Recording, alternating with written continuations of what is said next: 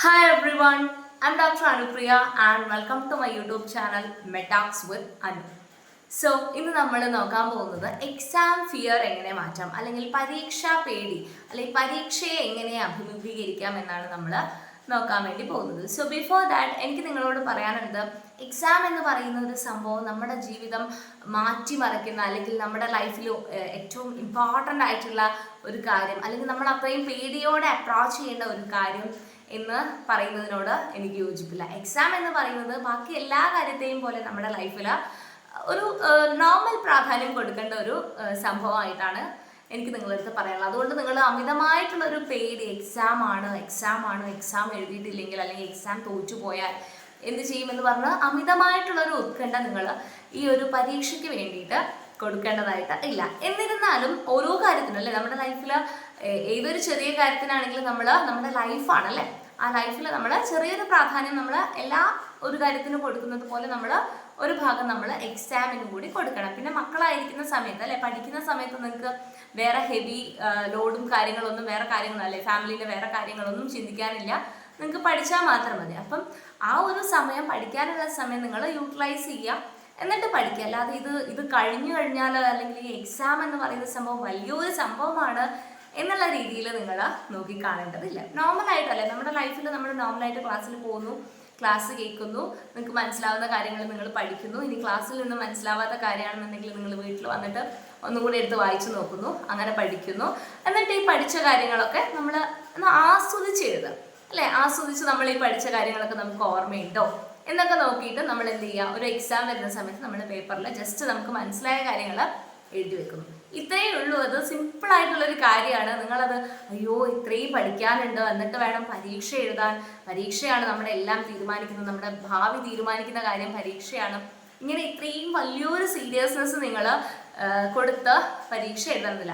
ഇനി നിങ്ങളൊരു കോമ്പറ്റേറ്റീവ് എക്സാമാണ്, മത്സര പരീക്ഷകളൊക്കെയാണ് എഴുതുന്നതെന്നുണ്ടെങ്കിൽ, അതായത് നിങ്ങളുടെ റാങ്കാണ് നിങ്ങളുടെ ഒരു പൊസിഷൻ അല്ലെങ്കിൽ നിങ്ങളുടെ ഒരു ഫ്യൂച്ചർ ഡിസൈഡ് ചെയ്യുന്നത്, അത്തരം വലിയ കോമ്പറ്റീഷൻസ് ഒക്കെ ആണെന്നുണ്ടെങ്കിൽ നിങ്ങൾ ആ ഒരു സീരിയസ്നെസ്സോട് കൂടിയാണ് നിങ്ങൾ എക്സാമിനെ അപ്രോച്ച് ചെയ്യാൻ വേണ്ടിയിട്ട്. അല്ലാതെ ഈ ഒരു SSLC എക്സാം അങ്ങനത്തെ ഒരു എക്സാം ഒക്കെയാണ് നിങ്ങൾ ടാർഗറ്റ് ചെയ്യുന്നുണ്ടെങ്കിൽ, നമ്മൾ പഠിക്കുന്നത്, നമ്മൾ എഴുതുന്നതിനാണ് നമുക്ക് മാർക്ക് കിട്ടുന്നത് അല്ലേ. നമ്മൾ നന്നായിട്ട് A+ കിട്ടാനുള്ള ലെവലിൽ എഴുതി കഴിഞ്ഞു കഴിഞ്ഞാൽ നമുക്ക് A+ കിട്ടും അല്ലെ. ആ ഒരു രീതിയിലാണ് 10th +2 ഒക്കെ പോകുന്നത്. അതേ സ്ഥാനത്ത് അത് കഴിഞ്ഞ് കുറേ എൻട്രൻസ് എക്സാംസ് ഒക്കെ എഴുതുന്ന സമയത്ത് എന്ത് സംഭവിക്കും, നമുക്ക് ചിലപ്പം ഒരു മാർക്ക് മാറി കഴിഞ്ഞ് കഴിഞ്ഞാൽ നമ്മൾ റാങ്ക് ലിസ്റ്റിൽ ബാക്കോട്ടേക്ക് ആയിട്ട് പോകാനുള്ള ചാൻസ് ഉണ്ട് അല്ലേ. PSC എക്സാംസ് എഴുതി കഴിഞ്ഞാൽ നമുക്ക് എന്താണ് നെഗറ്റീവ് മാർക്ക് വന്നു കഴിഞ്ഞാൽ നമ്മുടെ റാങ്ക് ഡിസൈഡ് ചെയ്യാനുള്ളൊരു ചാൻസ് ഉണ്ട്. സോ അങ്ങനത്തെ എക്സാംസ് നമ്മൾ കുറച്ചും കൂടെ സീരിയസ് ആയിട്ട് എഴുതണം. ഇനി SSLC എക്സാം എന്ന് പറയുന്നത് ഏതൊരാൾക്കും പഠിച്ചാൽ A+ കിട്ടുന്ന ഒരു എക്സാം ആണ് അല്ലേ. SSLC എക്സാം എന്ന് പറയുന്നത് അല്ല എന്ന് നിങ്ങൾക്ക് ഇപ്പം ചിലപ്പം SSLCയിലേക്ക് എത്താൻ പോകുന്ന അല്ലെങ്കിൽ SSLC ഇപ്പം പഠിച്ചുകൊണ്ടിരിക്കുന്ന മക്കൾ മാത്രമേ SSLC എക്സാമിന് ഏതൊരാൾക്കും A+ ചുമ്മാ കൊടുക്കും, അല്ലെ ചുമ്മാ കൊടുക്കുന്നതല്ല ഞാൻ ഉദ്ദേശിക്കുന്നത്, ഒരിക്കലും വെറുതെ കൊടുക്കുന്നതല്ല, പഠിച്ചു കഴിഞ്ഞാൽ A+ വാങ്ങിക്കാൻ പറ്റുന്ന ഒരു ക്ലാസ്സാണ് SSLC എന്ന് പറയുന്നത് അല്ലേ. ഇനി നിങ്ങൾ വേണമെങ്കിൽ നിങ്ങളുടെ ചേട്ടന്മാരോടോ ചേച്ചിമാരോടോ ചോദിച്ചു നോക്കൂ, +2 +1 പഠിക്കുന്ന ചേട്ടന്മാരോട് ചോദിച്ചു നോക്കും, അവർ പറയും നിങ്ങളുടെ അടുത്ത് കുറച്ചേ ഉള്ളൂ പഠിക്കാൻ SSLCക്ക്, അതങ്ങ് പഠിച്ചു കഴിഞ്ഞാൽ മാർക്ക് കിട്ടും. പിന്നെ നിങ്ങൾ SSLC എത്തുന്ന സമയത്ത് എന്താ മനസ്സിലാക്കേണ്ടതെന്ന് പറഞ്ഞു കഴിഞ്ഞാൽ, ഈ SSLCക്ക് ഫുൾ A+ കിട്ടുന്ന ആൾക്കാർ അല്ലെങ്കിൽ SSLCക്ക് ആദ്യം മുതലേ 1ാം ക്ലാസ് മുതലേ നല്ല വൃത്തിക്ക് നല്ല നീറ്റായിട്ട് പഠിച്ചു വന്ന ബുജ്ജികൾക്ക് മാത്രമേ SSLCക്ക് A+ കിട്ടും. അങ്ങനെയൊന്നുമില്ല. നമ്മൾ എന്താണോ പഠിക്കുന്നത്, നമ്മൾ പഠിക്കുന്നതും പോട്ടെ, നമ്മൾ എന്താണോ നമ്മളുടെ പേപ്പറിൽ എഴുതി വെക്കുന്നത് ആ സമയത്ത് അല്ലേ, 2 മണിക്കൂർ പരീക്ഷയാണെങ്കിൽ അല്ലെങ്കിൽ 3 മണിക്കൂർ പരീക്ഷയാണെങ്കിൽ ആ പരീക്ഷാ സമയത്ത് നമ്മൾ എന്താണോ നമ്മളുടെ പേപ്പറിൽ എഴുതുന്നത് അതാണ് നിങ്ങളുടെ SSLC മാർക്ക് ഡിസൈഡ് ചെയ്യുന്നത്. അല്ലാതെ നിങ്ങൾ 8ാം ക്ലാസ്സിൽ എന്ത് പഠിച്ചു, 9ാം ക്ലാസ്സിൽ എന്ത് പഠിച്ചു, 10ാം ക്ലാസ്സിൽ എന്ത് പഠിച്ചു എന്ന് പോലും അല്ല നിങ്ങളുടെ മാർക്ക് ഡിസൈഡ് ചെയ്യുന്നത്. നിങ്ങളുടെ മാർക്ക് ഡിസൈഡ് ചെയ്യുന്നത് നിങ്ങൾ ആ ഒരു 3 മണിക്കൂർ സമയം കൊണ്ട് നിങ്ങൾ എന്താണോ നിങ്ങളുടെ പേപ്പറിൽ എഴുതിയത് അത് മാത്രമാണ് നിങ്ങളുടെ SSLC പരീക്ഷയുടെ റിസൾട്ട് എന്ന് പറയുന്നത്. സോ അത്രയൊരു സീരിയസ്നെസ് നിങ്ങൾ കൊടുത്താൽ മതി. നിങ്ങൾ ഈ ഒരു എക്സാം കഴിഞ്ഞു കഴിഞ്ഞാൽ എന്താ സംഭവിക്കാൻ പോകുന്നത്, വലിയൊരു സംഭവമല്ലേ, എനിക്കെങ്ങാനും A+ നഷ്ടപ്പെട്ട് കഴിഞ്ഞാൽ ഞാൻ എങ്ങനെ ജീവിക്കും, ഇങ്ങനെയൊന്നും ചിന്തിക്കേണ്ട യാതൊരു ആവശ്യവുമില്ല. നിങ്ങൾക്ക് A+ കിട്ടാൻ വേണ്ടിയിട്ട് ബേസിക് ആയിട്ട് നിങ്ങൾ ചെയ്യേണ്ടത്, നിങ്ങൾ നന്നായിട്ട് ഹാർഡ് വർക്ക് ചെയ്യുക. അത് ഏതൊരു എക്സാമിനും അങ്ങനെയാണ്. നമ്മൾ ഹാർഡ് വർക്ക് ചെയ്യുക, നമുക്ക് ഡെഡിക്കേഷൻ ചെയ്യുക, നമ്മൾ അതിന് വേണ്ടിയിട്ട് നമ്മൾ ഇറങ്ങിത്തിരിക്കുക, അത്രേ ഉള്ളൂ. അപ്പം അങ്ങനെ ടാർഗറ്റ് ചെയ്ത് കഴിഞ്ഞാൽ കിട്ടാത്തതായിട്ട് ഈ ലോകത്ത് ഒന്നുമേ ഇല്ല. സോ നമ്മൾ നന്നായിട്ട് ഹാർഡ് വർക്ക് ചെയ്യുക. നിങ്ങൾക്ക് പിന്നെ എക്സാം കഴിഞ്ഞിട്ട് റിസൾട്ട് വരുന്ന ദിവസം നിങ്ങൾക്ക് തോന്നാൻ പാടില്ല ഞാൻ അന്ന് ഒരു മണിക്കൂറും കൂടെ പഠിച്ചിട്ടുണ്ടായിരുന്നെങ്കിൽ എനിക്ക് ഇതല്ലായിരുന്നു എൻ്റെ ഗ്രേഡ് വരുന്നുണ്ടാവുക, എനിക്ക് ഈ ഒരു മാർക്ക് പോകത്തില്ലായിരുന്നു എന്ന് നിങ്ങൾ ജീവിതത്തിൽ റിഗ്രറ്റ് ചെയ്യാൻ വേണ്ടി പാടില്ല. സോ അത് മാത്രമാണ് നിങ്ങൾ ടാർഗറ്റ് ചെയ്തത് കേട്ടോ.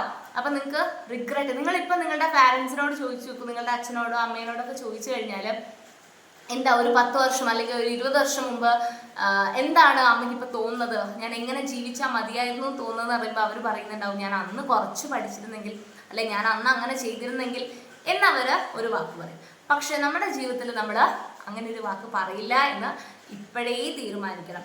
ഞാൻ അന്ന് അങ്ങനെ ചെയ്തിരുന്നെങ്കിൽ എനിക്ക് ഇന്ന് ഈ ഗതി വരില്ല എന്ന് പറയാനുള്ള ചാൻസ് നിങ്ങൾ ഉണ്ടാക്കരുത്. അപ്പം നിങ്ങൾ എന്ത് ചെയ്യണം, നിങ്ങൾ SSLC റിസൾട്ട് വരുന്ന ഒരു ദിവസം ഉണ്ട് അല്ലേ, ആ ദിവസം നിങ്ങൾ ഇമാജിൻ ചെയ്യുക, നിങ്ങൾക്ക് ഫുൾ A+ കിട്ടുന്നതായിട്ട് നിങ്ങൾ ഇമാജിൻ ചെയ്യുക അല്ലേ. എന്തൊക്കെ സന്തോഷം ഉണ്ടാവും അല്ലേ, വീട്ടിലെല്ലാ ആൾക്കാർക്കും സന്തോഷമാവും, നിങ്ങൾ ഞെട്ടും അല്ലേ, റിസൾട്ട് കാണുമ്പോൾ നിങ്ങൾ ഞെട്ടും, നിങ്ങൾക്ക് സന്തോഷമാവും, നിങ്ങൾ അത്രയും ഹാർഡ് വർക്ക് ചെയ്തതിൻ്റെ ഒരു റിസൾട്ടാണ് എനിക്കിപ്പോൾ കിട്ടിയിട്ടുള്ളതെന്നുള്ളൊരു സന്തോഷം നിങ്ങൾക്ക് ഉണ്ടാവും. സോ ഇതൊക്കെ ഉണ്ടാവും. അതിന് വേണ്ടിയിട്ട് നിങ്ങൾ എന്താ ചെയ്യേണ്ടത്, നിങ്ങൾ പഠിക്കുക, നിങ്ങളെ കൊണ്ടാവുന്ന രീതിയിൽ നിങ്ങൾ പഠിക്കുക. നിങ്ങൾ ജസ്റ്റ് സ്റ്റാർട്ട് ചെയ്യുക, പഠിക്കാൻ വേണ്ടി തുടങ്ങുക. പഠിക്കാൻ വേണ്ടി തുടങ്ങിയിട്ട് മാത്രമേ നമുക്ക് ബാക്കിയില്ലേ നെക്സ്റ്റ് സ്റ്റേജിലേക്ക് പോകാൻ പറ്റും. പഠിക്കാൻ തുടങ്ങാത്ത ഒരാൾക്ക് പിന്നെ ഇപ്പം SSLC ഫുൾ A+ കിട്ടുന്നതും കണക്കാണ്, SSLCക്ക് A+ കിട്ടിയിട്ടില്ലെങ്കിലും കണക്കാണ് അല്ലേ, അവർക്ക് ആ ഒരു ചിന്ത മാത്രമല്ല. പക്ഷെ നിങ്ങൾ പഠിക്കാൻ സ്റ്റാർട്ട് ചെയ്ത്, നിങ്ങൾ ഒരു വട്ടം പഠിക്കാൻ വേണ്ടി സ്റ്റാർട്ട് ചെയ്ത് കഴിഞ്ഞാൽ നിങ്ങൾക്ക് പിന്നെ ബാക്കൗട്ടിലേക്ക് വരാൻ വേണ്ടി തോന്നുകയില്ല. നിങ്ങൾ ഒന്ന് പഠിക്കുന്നു, അടുത്തത് പഠിക്കുന്നു, അടുത്തത് പഠിക്കുന്നു, അടുത്തത് പഠിക്കുന്നു, ഈ ഒരു ഓർഡറിൽ നിങ്ങൾ പഠിച്ച് പഠിച്ച് പഠിച്ച് പഠിച്ച് പരീക്ഷയാകുമ്പോഴത്തേക്ക് നിങ്ങൾ എത്തിക്കോളും. നിങ്ങൾക്ക് A+നുള്ള കാര്യങ്ങൾ നിങ്ങൾ പഠിച്ചോളും. ഇനി വേറൊരു കാര്യം എന്താണെന്ന് പറഞ്ഞു കഴിഞ്ഞാൽ ടെൻഷനാണ് അല്ലേ. എന്താ ചെയ്യുക, പരീക്ഷയാണ്, ടെൻഷനാണ്, എനിക്ക് ടെൻഷനാണ്, ഞാൻ പഠിച്ചിട്ട് എത്തുന്നില്ല, ഇങ്ങനെ കുറേ ആകാംക്ഷകൾ നിങ്ങൾക്ക് ഉണ്ടാവും അല്ലേ. നിങ്ങളൊരു കാര്യം എന്താ മനസ്സിലാക്കേണ്ടതെന്ന് പറഞ്ഞു കഴിഞ്ഞാൽ പരീക്ഷ എഴുതുന്നുണ്ടോ അവിടെ ടെൻഷൻ ഉണ്ടാവും. അത് ക്ലാസ്സിലെ ഏറ്റവും ടോപ്പ്, നിങ്ങൾ ബുജ്ജി എന്നൊക്കെ വിളിക്കുന്ന ടീംസ് ആണെങ്കിൽ പോലും, ഒന്നും പഠിക്കാതെ പോകുന്ന ടീംസ് ആണെങ്കിൽ പോലും ടെൻഷൻ ഉണ്ടാവും. അപ്പം എല്ലാം പഠിച്ച ആൾക്കും ടെൻഷൻ ഉണ്ടാവും, ഒന്നും പഠിക്കാത്ത ആൾക്കും ടെൻഷൻ ഉണ്ടാവും, ഇനി ഇൻ ബിറ്റ്വീൻ കുറച്ചൊക്കെ പഠിച്ചിട്ടുണ്ട് എന്ന് പറയുന്ന ആൾക്കും ടെൻഷൻ ഉണ്ടാവും. ടെൻഷൻ എന്ന് പറയുന്നത് എന്തൊരു കാര്യം ആയിക്കോട്ടെ അവിടെ ടെൻഷൻ ഉണ്ടാവും. അപ്പം അതിനെ നമ്മൾ ആ ടെൻഷനെ നമ്മൾ എങ്ങനെ ഓവർകം ചെയ്യുന്നു എന്നുള്ളതാണ്. ഓക്കെ, ഈ ഒരു പരീക്ഷയല്ല നമ്മുടെ കാര്യങ്ങൾ തീരുമാനിക്കുന്നത്. ജസ്റ്റ് നിങ്ങളുടെ ഒന്ന് അനലൈസ് ചെയ്യുക, നിങ്ങളിത് വായിച്ച കാര്യങ്ങളൊക്കെ നിങ്ങൾക്ക് ഓർമ്മയുണ്ടോ എന്നൊക്കെ അനലൈസ് ചെയ്യുന്നൊരു സിമ്പിൾ എക്സാം എന്ന് മാത്രം നിങ്ങളിതിനെ കണ്ടാൽ മതി. സോ എല്ലാ ആൾക്കാർക്കും ടെൻഷൻ ഉണ്ട്, നിങ്ങൾക്കും ടെൻഷൻ ഉണ്ട്. ടെൻഷൻ നോർമലാണ് അല്ലേ, മനുഷ്യ സഹജമായിട്ടുള്ളതാണ്. അതിനെ നിങ്ങൾ എന്ത് ചെയ്യണം, ഓവർകം ചെയ്യണം. ഞാൻ പഠിച്ചിട്ടില്ല എന്നതാണ് നിങ്ങൾക്ക് ടെൻഷൻ ഉണ്ടാക്കുന്ന കാര്യം എന്നുണ്ടെങ്കിൽ നിങ്ങൾ പഠിക്കണം. ഓക്കെ, നിങ്ങൾ പഠിക്കുക. ചിലപ്പം 1 മണിക്കൂർ പഠിച്ചാൽ മതിയായിരിക്കും, ചിലപ്പോൾ 1 മണിക്കൂർ കൊണ്ട് പഠിച്ചാൽ തീരുന്നുണ്ടാവില്ല. അപ്പോൾ നിങ്ങൾ 2 മണിക്കൂർ ഡെഡിക്കേറ്റ് ചെയ്യുക. 3 മണിക്കൂർ പഠിക്കണമെന്നുണ്ടെങ്കിൽ 3 മണിക്കൂർ ഡെഡിക്കേറ്റ് ചെയ്യാം.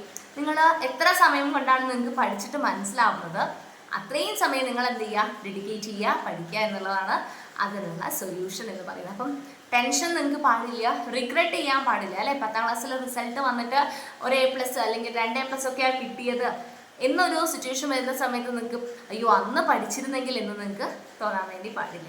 ഓക്കെ, അപ്പോൾ ഇത്രയും കാര്യങ്ങളാണ് എനിക്ക് ബേസിക്കായിട്ട് പറയാനുള്ളത്. പിന്നെ നിങ്ങൾ പഠിക്കുന്ന സമയത്ത് എപ്പോഴും ആലോചിക്കുക, നല്ലൊരു സ്റ്റഡി ടേബിൾ നിങ്ങൾ എന്തായാലും നിങ്ങൾ പഠിക്കാൻ തുടങ്ങിക്കഴിഞ്ഞാൽ വൺസ് യു ഹാവ് സ്റ്റാർട്ടഡ്, നിങ്ങൾ ഒരു വട്ടം തുടങ്ങിക്കഴിഞ്ഞാൽ നിങ്ങൾ പഠിക്കുന്ന സ്ഥലം അല്ലെ നിങ്ങൾ ചൂസ് ചെയ്യുക അല്ലെ. നിങ്ങൾക്ക് അധികം ഡിസ്റ്റർബൻസ് ഒന്നും ഇല്ലാതെ ആരും നിങ്ങളെ ശല്യപ്പെടുത്താൻ വരാത്തൊരു സ്ഥലത്ത് നിങ്ങൾ കാമായിട്ട് മൊബൈൽ ഫോണൊക്കെ മാറ്റി വെച്ചിട്ട് എന്ത് ചെയ്യുക, പഠിക്കാൻ വേണ്ടി സ്റ്റാർട്ട് ചെയ്യാം. പല മെത്തേഡിൽ പഠിക്കുന്ന ആൾക്കാരുണ്ടാവും. ചില ആൾക്കാർക്ക് പുസ്തകങ്ങൾ ഇങ്ങനെ അടുക്കി അടുക്കി അടുക്കി അടുക്കി വെച്ച് കഴിഞ്ഞാൽ മാത്രമേ പഠിക്കാൻ പറ്റുന്നുണ്ടാവുള്ളൂ. അങ്ങനത്തെ ആൾക്കാർ എന്ത് ചെയ്യുക, പുസ്തകങ്ങൾ അടുക്കി അടുക്കി വെക്കുക, അവരുടെ ഓർഡറിനനുസരിച്ച് അടുക്കി പെറുക്കി വെക്കുക.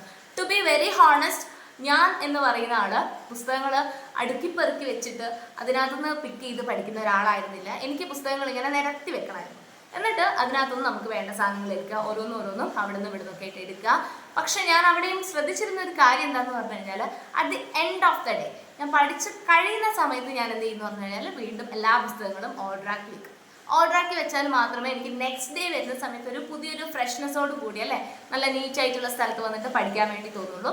അപ്പം വീണ്ടും ഞാൻ അവിടുന്ന് അട്ടിയിൽ വെച്ചിട്ടുള്ള സാധനമായിരിക്കും ഞാൻ പഠിക്കുന്ന സമയത്ത് ഞാനിങ്ങനെ വിതറി വെക്കും. അതിനുശേഷം ഞാൻ പഠിച്ച് പോകുന്ന സമയത്ത് ഞാൻ അത് ഒരുമിച്ച് നന്നായിട്ട് അടുക്കി പെറുക്കി വെച്ചിട്ട് പോകും. ഇങ്ങനെയാണ് ഞാൻ ഫോളോ ചെയ്തുകൊണ്ടിരുന്നത്. പക്ഷേ ചില ആൾക്കാർക്ക് എന്താണ് നന്നായിട്ട് നല്ല നീറ്റാക്കി വെച്ചിട്ട് ഓരോ പുസ്തകങ്ങൾ എടുത്തിട്ട് വന്നിട്ട് എടുത്ത് വായിക്കാം, മടക്കി വെക്കാം. അതായിരിക്കും അവർ ഇഷ്ടപ്പെടുന്നുണ്ടാവും. അപ്പം നിങ്ങളുടെ കംഫർട്ട് എങ്ങനെയാണോ അതുപോലെ ഇരുന്നിട്ട് പഠിക്കാം. പഠിക്കുന്ന കാര്യങ്ങൾ നോട്ട് ചെയ്ത് വെക്കുക. പോയിന്റ്സ്, ഇമ്പോർട്ടൻ്റ് ആയിട്ടുള്ള പോയിന്റ്സ്, പുതുതായിട്ട് പഠിക്കുന്ന വാക്കുകളൊക്കെ നിങ്ങൾ സെപ്പറേറ്റ് ആയിട്ട് ഒരു നോട്ടിൽ എഴുതി സൂക്ഷിക്കുക. അപ്പോൾ ഓരോ പാഠത്തിനും നിങ്ങൾ ഒരു പാഠം പഠിച്ചു കഴിഞ്ഞാൽ ആ പാഠത്തിലെ ഇമ്പോർട്ടൻ്റ് ആയിട്ടുള്ള ടേംസ് ഉണ്ട് അല്ലേ, ഇമ്പോർട്ടൻ്റ് ആയിട്ടുള്ള നിയമങ്ങൾ അല്ലെ, നിയമങ്ങളൊക്കെ പഠിക്കുന്നുണ്ടാവും, ഇമ്പോർട്ടൻ്റ് ആയിട്ടുള്ള ഇക്വേഷൻസ്, ഇതൊക്കെ നിങ്ങൾ മാറ്റി വേറൊരു പുസ്തകത്തിലേക്ക് എഴുതിയിട്ട് വേണം പഠിക്കാൻ വേണ്ടിയിട്ട്. സോ ഇത്തരത്തിലുള്ള ഒരുപാട് സ്റ്റഡി ടെക്നിക്സ് ഉണ്ട്. ഇതൊക്കെ നിങ്ങൾ എന്ത് ചെയ്യുക, ഫോളോ ചെയ്യുക. അപ്പോൾ സ്റ്റഡി ടെക്നിക്സ് ഞാൻ വേണമെങ്കിൽ വേറൊരു വീഡിയോ ഞാൻ ചെയ്തു തരാം. അപ്പം ഇത്രയും കാര്യങ്ങൾ. അപ്പം എക്സാം എന്ന് പറയുന്നത് നിങ്ങൾ എപ്പോഴും ആലോചിക്കുക, നിങ്ങളുടെ ലൈഫ് തീരുമാനിക്കുന്ന ഒരാളാവരുത്, നിങ്ങൾ തീരുമാനിക്കണം നിങ്ങളുടെ ലൈഫ് എന്താണെന്ന് കേട്ടോ. അപ്പം നിങ്ങൾ എക്സാമിനെ നിങ്ങളുടെ ഒരു യുദ്ധത്തിൽ നിങ്ങളൊരു പോരാളിയായിട്ട് കണ്ടിട്ട്, എക്സാം എന്ന് പറയുന്നത് നമുക്ക് തോൽപ്പിക്കാനുള്ള ഒരാളാണല്ലേ, നമുക്ക് തോൽക്കാനുള്ളൊരു ആളായിട്ട് നിങ്ങൾ എക്സാമിനെ കണ്ടിട്ട് നിങ്ങൾ അതിന് വേണ്ടിയിട്ട് ഹാർഡ് വർക്ക് ചെയ്യുക കേട്ടോ. ഹാർഡ് വർക്ക് ചെയ്തിട്ടില്ല എന്നുണ്ടെങ്കിൽ എന്താണ്, നമ്മൾ വേറെ എന്തൊക്കെ വലിയ വലിയ കാര്യങ്ങളൊന്നും പറഞ്ഞിട്ട് കാര്യമില്ല. നിങ്ങളുടെ എഫേർട്ട് നിങ്ങൾ ഇടണം. നിങ്ങളെ കൊണ്ടാവുന്ന രീതിയിൽ നിങ്ങൾ പഠിക്കുക. നിങ്ങൾക്ക് എന്തെങ്കിലും ഡൗട്ട് ഉണ്ടെങ്കിൽ നിങ്ങൾക്ക് സ്കൂളിൽ ടീച്ചേഴ്സ് ഉണ്ടാവും, അല്ലെങ്കിൽ നിങ്ങൾക്ക് ഒരുപാട് വീഡിയോസ് ഞാൻ എപ്പോഴും പ്രൊമോട്ട് ചെയ്യാറില്ല. കാരണം എന്താണെന്ന് പറഞ്ഞു കഴിഞ്ഞാൽ നിങ്ങൾ വീഡിയോ ഡൗട്ട് നോക്കാൻ വേണ്ടിയിട്ട് നിങ്ങൾ വീഡിയോസ് എടുക്കും, എന്നിട്ട് നിങ്ങൾ സ്ക്രോൾ ചെയ്ത് നിങ്ങളുടെ സമയം പോകുന്നത് നിങ്ങൾ അറിയുന്നുണ്ടാവില്ല. അപ്പോൾ നിങ്ങൾക്ക് ഡൗട്ടുള്ള കാര്യങ്ങൾ നിങ്ങൾ ടീച്ചേഴ്സിൻ്റെ അടുത്തൊക്കെ ചോദിക്കാം, കൃത്യമായിട്ട് പഠിച്ചു തുടങ്ങാം. ഇപ്പം ഫോർ എക്സാമ്പിൾ നിങ്ങളിപ്പം പരീക്ഷയുടെ തലേന്ന് പഠിക്കുന്നതും നിങ്ങൾ പരീക്ഷയുടെ 1 മാസം മുമ്പേ പഠിച്ചു തുടങ്ങുന്നതും നിങ്ങൾ പരീക്ഷയുടെ 1 വർഷം മുമ്പേ പഠിച്ചു തുടങ്ങുന്നത്, ഇങ്ങനെ ഡിഫറെൻ്റ് ആയിട്ടുള്ള ആൾക്കാരുണ്ടാവും. പക്ഷെ നിങ്ങൾ 1 വർഷം കൊണ്ട് പഠിച്ചു തുടങ്ങുകയാണെന്നുണ്ടെങ്കിൽ നിങ്ങൾക്ക് ആ ഒരു ലൈറ്റ്നെസ് അല്ലേ, നിങ്ങൾ ഡെയിലി കുറച്ച് പോർഷൻസ് പഠിക്കുകയാണെന്നുണ്ടെങ്കിൽ നിങ്ങൾക്ക് പോർഷൻസ് ലാസ്റ്റ് നിങ്ങൾ കിടന്ന് ഓടിപ്പിടിച്ച് ഓടേണ്ട കാര്യമില്ല. അതേ സ്ഥാനത്ത് പരീക്ഷയുടെ തലേന്ന് വായിക്കുകയാണെങ്കിലും ഈവൻ പരീക്ഷയുടെ തലേന്ന് എത്തി, ഇനി ഞാൻ പഠിച്ചിട്ട് കാര്യമില്ല എന്ന് വിചാരിക്കുന്ന ആൾക്കാരുണ്ട്. എന്താ, തലേന്ന് എത്തിക്കഴിഞ്ഞാൽ വീണ്ടും സമയം നിങ്ങളുടെ മുമ്പിലുണ്ട് അല്ലേ. അപ്പം എത്രയാണോ നിങ്ങൾക്ക് പഠിക്കാനുള്ളത് ആ ഒരു ടോപ്പിക്ക് നിങ്ങൾ ടാർഗറ്റ് ചെയ്യുക, നിങ്ങൾ സ്റ്റാർട്ട് ചെയ്യുക എന്നുള്ളതാണ് അൾട്ടിമേറ്റ് പോയിന്റ്. നിങ്ങൾ ഇന്ന് തുടങ്ങണ്ട, നാളെ തുടങ്ങാം എന്ന് വെച്ച് കഴിഞ്ഞാൽ നിങ്ങളിങ്ങനെ നാളെ എന്ന് പറഞ്ഞ് പോവുകയുള്ളൂ, നിങ്ങൾ സ്റ്റാർട്ട് ചെയ്യാനേ പോകുന്നില്ല. അപ്പം ഇപ്പോൾ ഈ ഒരു മൊമെൻറ്റിൽ നിങ്ങൾ എന്ത് ചെയ്യുക, സ്റ്റാർട്ട് ചെയ്യുക. എന്നാൽ മാത്രമേ നിങ്ങൾക്ക് പരീക്ഷയ്ക്ക് നിങ്ങൾ വിചാരിക്കുന്ന രീതിയിൽ പേടിയില്ലാതെ അല്ലെ, എല്ലാ ആൾക്കാർക്കും ഉള്ളൊരു വലിയൊരാഗ്രഹമാണ് എനിക്ക് പേടിയില്ലാതെ പരീക്ഷ എഴുതിയാൽ മതിയായിരുന്നു. അപ്പം നിങ്ങൾ പരീക്ഷ പേടി മാറ്റിയിട്ട് നിങ്ങൾ പരീക്ഷാ പ്രേമത്തിനെ കൊണ്ടുവരിക, പരീക്ഷ എഴുതുക. നിങ്ങളൊന്ന് ആലോചിച്ച് നോക്കും, നിങ്ങൾ കുറേ കാര്യങ്ങൾ പഠിച്ചിട്ടുണ്ട്. ഈ പഠിച്ച കാര്യങ്ങളൊക്കെ നിങ്ങളോട് ഒരാൾ ചോദ്യം ചോദിക്കുന്നു അല്ലേ, ക്വസ്റ്റ്യൻ പേപ്പറിൽ ക്വസ്റ്റ്യൻ ചോദിക്കുന്നു, അതിനനുസരിച്ച് നിങ്ങൾ എഴുതി 1 by 1 ആയിട്ട് എഴുതി പോകുന്നു. എന്ത് രസമാണല്ലേ പഠിച്ച കാര്യങ്ങളൊക്കെ ഓർത്തെടുത്ത് എഴുതുന്നത്. അപ്പോൾ നിങ്ങൾ പഠിച്ചു കഴിഞ്ഞാൽ മാത്രം, പഠിച്ച് സ്റ്റാർട്ട് ചെയ്താൽ മാത്രമേ നിങ്ങൾ പഠിച്ച കാര്യങ്ങൾ എഴുതുന്നതിൽ നിങ്ങൾക്കൊരു രസം, ഒരു ഇൻട്രസ്റ്റ് ഒക്കെ വന്നു തുടങ്ങും. അപ്പോൾ നിങ്ങൾ സ്റ്റാർട്ട് ചെയ്യേണ്ട കാര്യമാണ്, നിങ്ങൾ ആലോചിക്കേണ്ട കാര്യം എന്താണെന്ന് പറഞ്ഞു കഴിഞ്ഞാൽ ജസ്റ്റ് സ്റ്റാർട്ട് ചെയ്ത് കഴിഞ്ഞാൽ നിങ്ങൾ നെക്സ്റ്റ് ആയിട്ട് കയറി പോയിക്കോ. സോ ഇത്രയാണ് പറയാനുള്ളത്. Thank you.